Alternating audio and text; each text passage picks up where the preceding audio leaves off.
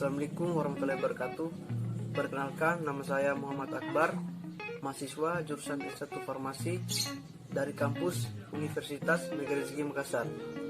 Di sini saya akan menjelaskan tentang definisi obat, penggolongan obat, bentuk sediaan obat atau BSO. Yang pertama, definisi obat.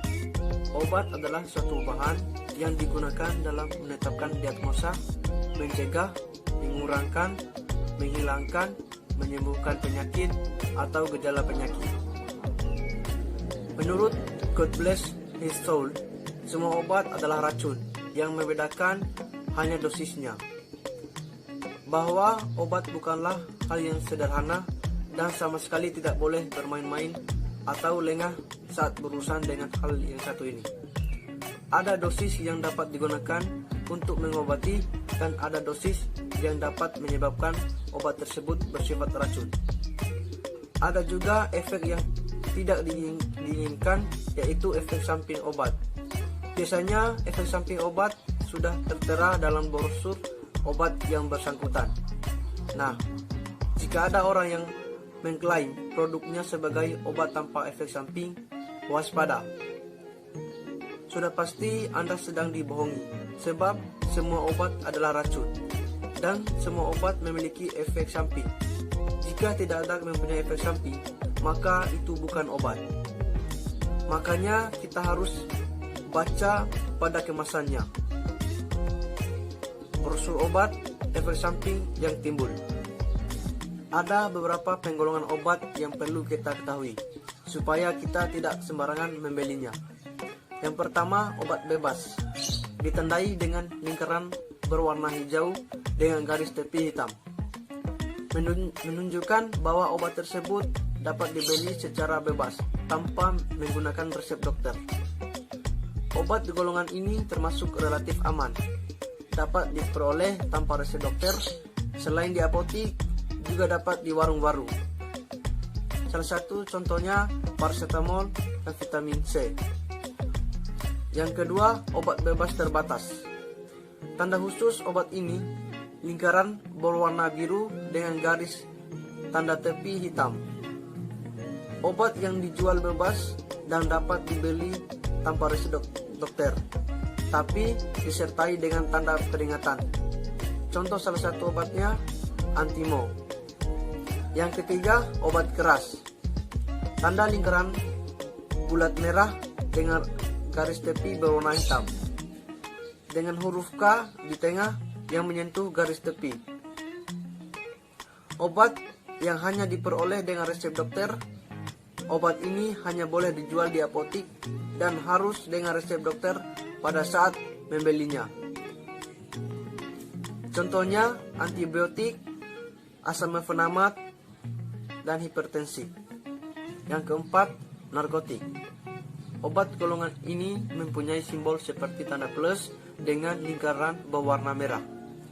Obat ini hanya bisa didapatkan dengan resep dokter, dengan tanda tangan dokter disertai nomor izin praktik dokter pada resep tersebut, dan tidak dapat menggunakan kopi resep.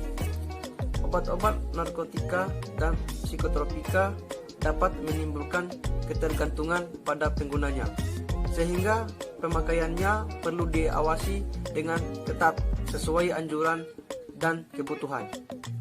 Contoh obat ini, obat batuk yang mengandung kodein.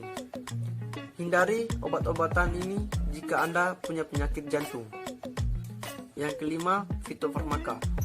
Obat golongan ini memiliki tanda kristal salju berwarna hijau pada lingkaran kuning dengan tepi warna hijau.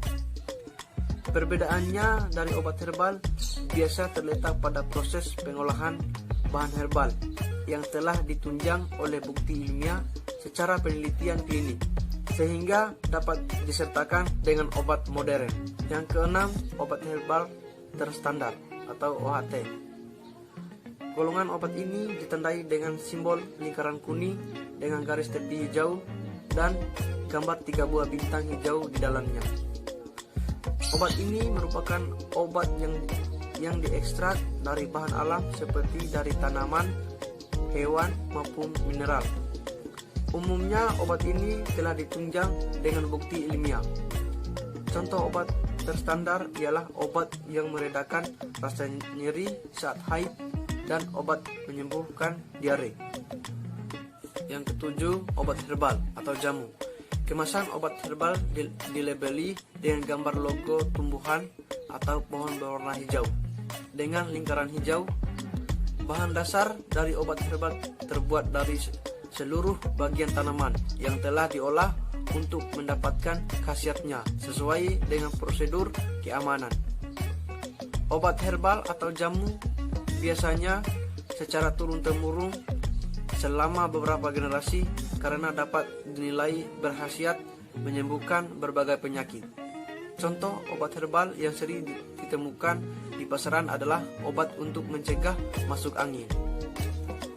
Sediaan farmasi ialah istilah yang selama ini identik dengan bentuk obat, entah itu tablet, sirup maupun bubuk yang dikemas dalam kapsul. Padahal tahukah teman-teman bahwa produk-produk kosmetik juga dikategorikan sebagai sediaan farmasi? Ya, menurut Peraturan Pemerintah Republik Indonesia Nomor 51 Tahun 2009 tentang pekerjaan kefarmasian, yang dimaksud sediaan farmasi adalah obat, bahan obat, obat tradisional, dan kosmetika. Apapun bentuknya, sediaan farmasi harus terjamin mutu, keamanan, dan manfaatnya demi kepentingan konsumen. Sediaan farmasi dan sederet faktanya. Nah, apa saja fakta seputar sediaan farmasi yang harus Anda ketahui? Berikut ini informasinya untuk Anda. Yang pertama, obat tradisional berbeda dengan obat herbal. Obat tradisional maupun obat herbal memang sama-sama berupa ramuan dari tumbuhan, hewan, mineral dari alam, dan dipercaya ampuh secara turun-temurun. Namun, keamanan dan khasiat obat herbal terstandar telah dibuktikan secara ilmiah lewat ujian praklinik serta menggunakan bahan bakunya terstandarisasi. Sedangkan tidak demikian halnya dengan obat tradisional. Yang kedua, obat berbentuk klatet tablet tidak boleh digerus. Salah satu sediaan farmasi yang paling banyak beredar di masyarakat adalah obat berbentuk tablet untuk diminum. Bagi pasien, obat minum cenderung lebih disenangi karena menimbulkan sugesti untuk cepat sembuh. Meskipun demikian, perlu diingatkan bahwa obat yang masuk lewat mulut akan cepat larut, padahal harus sampai ke usus agar khasiatnya dapat dirasakan oleh tubuh. Oleh karena itu, obat minum akan dilapisi khusus yang tidak akan rusak saat terkena asam lambung. Itulah sebabnya Anda dilarang menggerus obat sebelum minumnya, kecuali dengan rekomendasi dokter. Menghancurkan obat dikhawatirkan bakal membuat tidak sampai ke usus sehingga khasiatnya obat juga berkurang. Yang ketiga, beda jenis obat, beda fungsinya. Meskipun sama-sama sediaan farmasi, ada banyak jenis obat yang beredar di Indonesia. Berikut ini beberapa jenis obat yang umum dijumpai di tanah air sekaligus fungsinya. Bubuk biasanya dikemas dalam saset, digunakan dengan cara dilarutkan dalam air, kemudian diminum oleh pasien. Contoh sediaan farmasi ini adalah bubuk Oralid. Selanjutnya, Iozenges. Sering dikira hanya sebatas permen. Sediaan farmasi berbentuk tablet isap ini ampuh meredakan batuk atau nyeri tenggorokan. Selanjutnya, implan. Obat ini digunakan dengan tanaman di bawah kulit, sehingga kandungan di dalamnya dapat diserap oleh tubuh secara bertahap. Jenis sediaan farmasi ini biasanya berupa obat penambah hormon atau alat kontrasepsi. Terus, drop. Sediaan farmasi ini berbentuk cair dan mengandung obat. Biasanya digunakan pada obat tetes mata, hidung, dan telinga. Kemudian, lotion. Sediaan farmasi ini kerap dianggap sebagai bagian dari kosmetik. karena ada yang bersifat memutihkan, melembutkan, maupun mencegah keriput pada kulit. Padahal lotion dengan kandungan SPF juga dapat digunakan untuk mencegah efek radiasi matahari yang berpotensi mengakibatkan kanker kulit. Salep.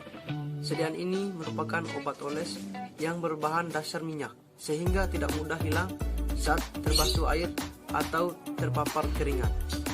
Krim. Krim juga merupakan obat oles. Sediaan ini berbentuk semi padat dan biasanya digunakan untuk obat gatal. Selanjutnya, injeksi. Sediaan ini berbentuk cair dan harus dimasukkan ke tubuh menggunakan jarum dan alat suntik. Suppositoria. Sediaan ini terbuat dari bahan yang gampang meleleh jika terkena suhu tubuh manusia dan dimasukkan melalui anus. Misalnya paracetamol suppositoria. Suppositoria dapat menjadi pengganti obat minum pada pasien yang sulit menelan, seperti anak-anak atau lansia.